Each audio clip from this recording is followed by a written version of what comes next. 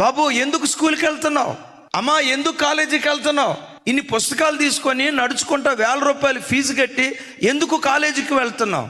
నీ నోట్ నుంచి రావాల్సిన మాట, మా నాన్న 4th క్లాస్ ఎంప్లాయ్. ఆ నాన్న కడుపును పుట్టిన నేను ఏ రోజుకైనా నా ప్రభు ఆశీర్వాదాన్ని పొంది గెజిటెడ్ ఆఫీసర్గా మార్చబడాలి. మా అమ్మ హాస్పిటల్లో ఆయా పని చేస్తుంది. హాస్పిటల్లో ఉన్న పేషెంట్లు విసర్జించిన అసహించుకోకుండా నా తల్లి ఆ పేద స్థితిని బట్టి, చదువులేని స్థితిని బట్టి ఆ దేన స్థితిలో పనిచేస్తుంది. అదే హాస్పిటల్కి ఒకనొక రోజు నేను డాక్టర్గా అడుగు పెట్టాలి, ఒక ఉన్నత స్థితిలో అడుగు పెట్టాలి. ఎందుకు క్రైస్తవుడు ఎందుకు కలలు గనాలో చెప్పంటారా? నీ మీద దేవునికున్న ప్రణాళిక నీవెక్కడున్నా తలగానే ఉండాలి. నీ పిల్లలు ఎక్కడున్నా పైవారిగానే ఉండాలి. తోకగా ఉండటం దేవుని చిత్తం కాదు, క్రిందవాడిగా ఉండటం నువ్వు దేవుని చిత్తం కాదు. ఇహమందైనా పరమందైనా నీవు తలగానే ఉండాలి.